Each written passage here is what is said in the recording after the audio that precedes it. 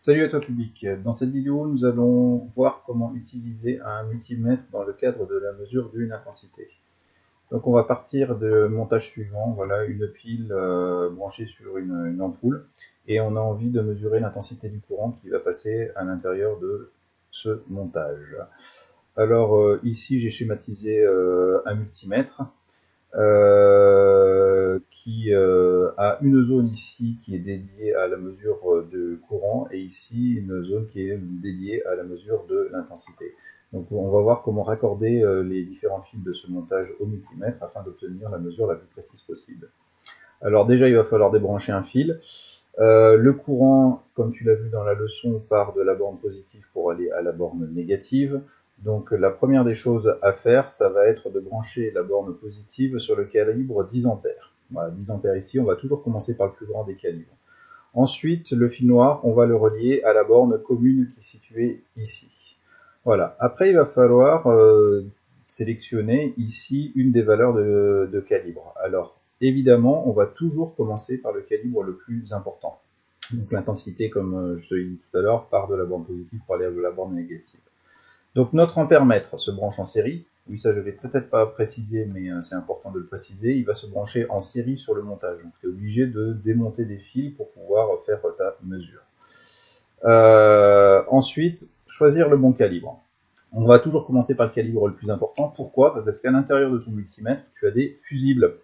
Tu as des fusibles et que si jamais tu as un courant qui est trop important, et tu peux endommager ton multimètre. Voilà, donc on commence toujours par le calibre le plus important. Donc là, notre multimètre va mesurer une intensité de 0,01 ampère, ce qui correspond à peu près à 10 milliampères. Donc a priori, ce calibre-là est trop grand. On va essayer de gagner un petit peu en précision en changeant le sélecteur de position. Donc on va essayer déjà de sélectionner sur le calibre 200 mA.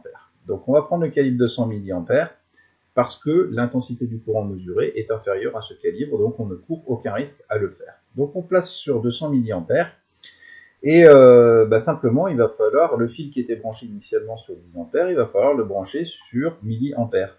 Parce que là, on est capable de mesurer des courants plus importants. Et si tu as envie de passer ton sélecteur sur 200 mA, il va falloir utiliser cette borne ici. Mais après avoir initialement vérifié que le courant n'était pas trop important.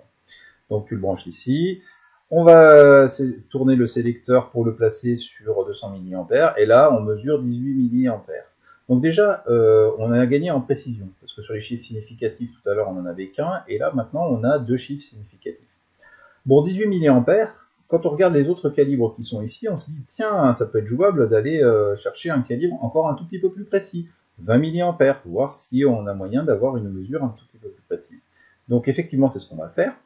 Donc là, comme on a toujours une intensité de courant à mesurer qui est en milliampères, on va rester sur cette borne ici. Par contre, on va tourner notre sélecteur. Donc, on a bien 18 mA inférieur à 20 mA, donc je change mon sélecteur de position. Donc, en changeant de position, je vais gagner encore un tout petit peu en précision. Donc là, notre multimètre nous indique 18,5 mA. Est-ce que je peux descendre au calibre du dessous? Non, ce n'est pas possible.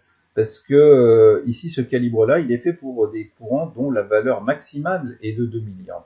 Donc, c'est pas possible. Je vais rester sur le calibre 20 mA et c'est la mesure finale de cette activité parce que c'est là où je vais obtenir la précision maximale sans endommager mon appareil.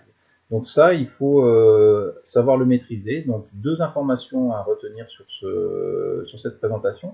La première, c'est que il faut absolument brancher ton ampère-mètre en série.